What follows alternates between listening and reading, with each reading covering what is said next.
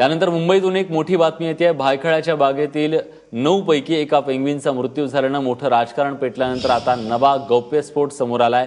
ज्या कंपनीच्या पेंग्विनच्या देखभालीचं कंत्राट मिळालं होतं त्या कंपनीनं चक्क बोगस कागदपत्र सादर केल्याचं उघड झालंय। मनश्री पाठक आपल्या प्रतिनिधी आता आपल्या सोबत आहेत। मनश्री, काय अधिक माहिती मिळते या सगळ्या संदर्भात? विलास, आता एक नवीनच प्रकरण समोर येत आहे। आधीच एका पेंग्विनच्या मृत्यूमुळे बरीचशी राजकीय वादावादी देखील झाली होती। मात्र आता एक प्रकरण असं समोर येत आहे की ज्या कंपनीला राणीच्या बागेतल्या पेंग्विनच्या देखभालीचं काम मिळालं होतं ती कंपनी म्हणजे मेसर्स हायवे कन्स्ट्रक्शन कंपनी। या पेंग्विनला कंपनीला पेंग्विन देखभालीचं 60 कोटींचं कंत्राट देण्यात आलं होतं।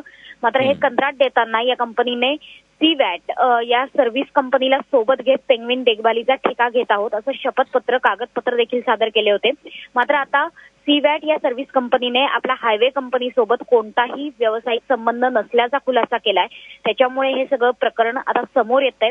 मुंबई महापालिकेसोबत कसलेही अग्रीमेंट झालं नसल्याचा मेल सीवॅट सर्व्हिस कंपनीने पाठवलाय। त्याच्यामुळे हा धक्कादायक प्रकार समोर आलेला आहे। त्याचबरोबर सीवॅट सर्व्हिस कंपनीचं बोगस लेटरहेड वापरतही हायवे कन्स्ट्रक्शन कंपनीने मुंबई महापालिकेकडून 60 कोटी रुपयांचं कंत्राट उकळलं असल्याचा आरोप आता काँग्रेसने केलेला आहे। धन्यवाद मनश्री, तुम्ही दिलेल्या सगळ्या सविस्तर माहितीबद्दल।